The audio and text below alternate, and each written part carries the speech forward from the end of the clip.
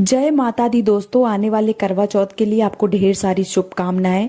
माता आपकी सारी मुरादें पूरी करें और आपकी जो जोड़ी है वो सलामत रखें। बहुत सारी हमारी ऐसी बहनें हैं जिनका पहला करवा चौथ है।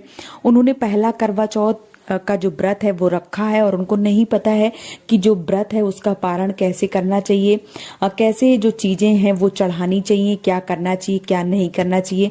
बहुत सारी ऐसी बेटियां हैं, हमारी ऐसी बहनें हैं जिनका एंगेजमेंट जो शादी है वो तय हो गया है। उनका अभी शादी हुआ नहीं है लेकिन एंगेजमेंट हो गया है, मतलब उनका सारा जो रीति रिवाज है वो हो गया है, बस उनकी शादी बाकी है।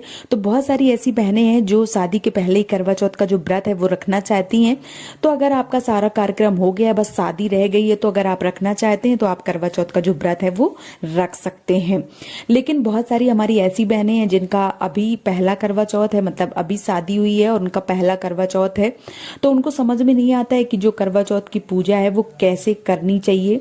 तो आज के वीडियो में मैं आपको बताऊंगी कि अगर आपका पहला करवा चौथ है तो आपको कैसे पूजा करनी चाहिए, क्या पहनना चाहिए, किस तरीके से आपको जो चंद्र भगवान है उनकी पूजा करनी चाहिए, कौन सा जो सामान है वो रखना चाहिए। तो आज की वीडियो में मैं आपको सारा कुछ बताने वाली हूँ। तो दोस्तों, सबसे पहले अगर आपका पहला करवा चौथ है तो आप कोशिश करें कि शादी का जोड़ा ही पहने। करवा चौथ के दिन शादी का जोड़ा ही पहने।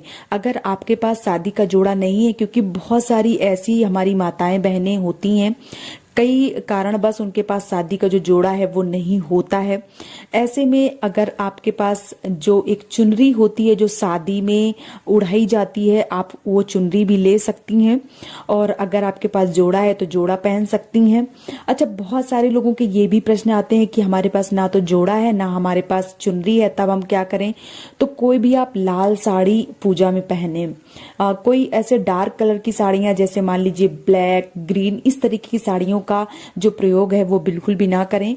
आप कोशिश करें कि लाल साड़ी से ही पूजा करें। और पहला करवा चौथ अगर है, अगर आप लाल साड़ी से पूजा कर रहे हैं तो बहुत ही उत्तम माना जाता है। तो आप लाल साड़ी से ही पूजा करें। अगर आपके पास शादी का जोड़ा नहीं है तो, अगर आपके पास शादी का जोड़ा है तो आप बेशक शादी का जो जोड़ा है वो जरूर पहने।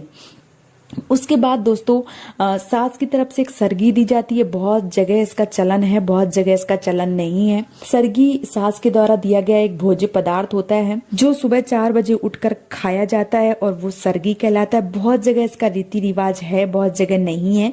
अगर आपके यहाँ है तो आप इस सरगी को जरूर ग्रहण कीजिए।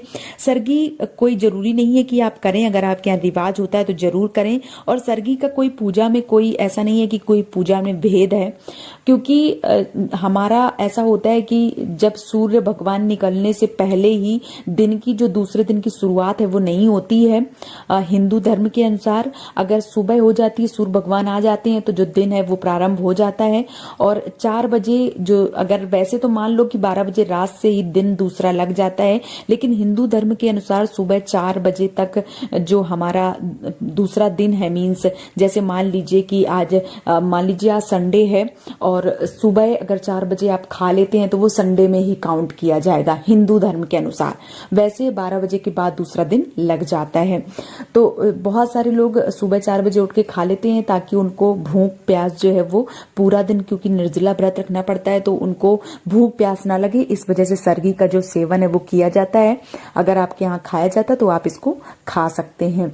उसके बाद दोस्तों, आपको सारा सामान लेना है पूजा का और आपको बहुत ही अच्छे से तैयार हो जाना है। आपको 16 श्रृंगार जो है वो करने हैं। अगर आपके घर में कच्ची जगह है तो आप गोबर से लीप लीजिए।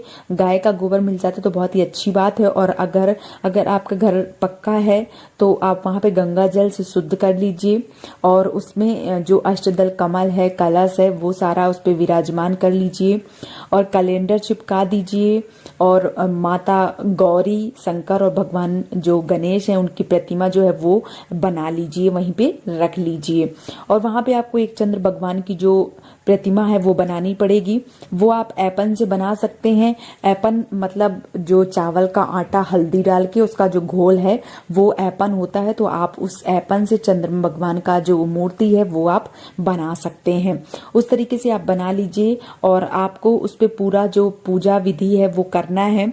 सिंगार चढ़ाना है, फूल चढ़ाना है, मेवे चढ़ाना है, फल चढ़ाने हैं, मतलब जितना भी सामान है वो आपको चढ़ा देना है। फूल फल आदि को चढ़ा दीजिए। उसके बाद जो चंद्र भगवान निकलते हैं उनको आप चलनी से देख लीजिए, उनको जो अर्घ है वो दे दीजिए। जो भी अक्षत वगैरह है वो चढ़ा दीजिए, जो भी प्रसाद है वो आप चढ़ा दीजिए। उसके बाद कहीं कहीं ऐसा रिवाज है कि जो करवा है वो बदला जाता है, तो अगर आपके यहाँ बदला जाता है तो आप 7 बार करवे को बदल दीजिए। और करवा को बदलने के बाद आप 7 बार परिक्रमा करेंगे और अपने पति की लंबी आयु के लिए उनका नाम लेके उनकी जो पूजा है वो करेंगे।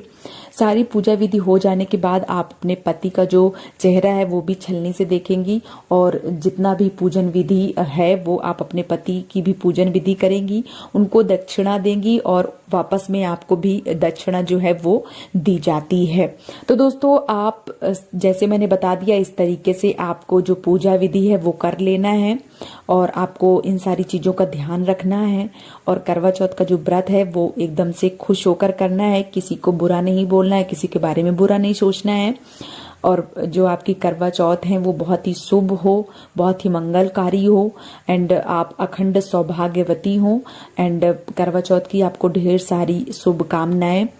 और आपको मैंने सारी चीजें बताने की पूरी कोशिश करी है, फिर भी अगर आपके मन में कोई सवाल चल रहा है तो आप मुझे कमेंट सेक्शन में पूछ सकती हैं। मैं आपके सारे सवालों का जो जवाब है वो देने की पूरी कोशिश करूंगी। वीडियो अगर पसंद आ रहा है दोस्तों तो चैनल को सब्सक्राइब और वीडियो को लाइक जरूर कर दीजिएगा। जय माता दी दोस्तों।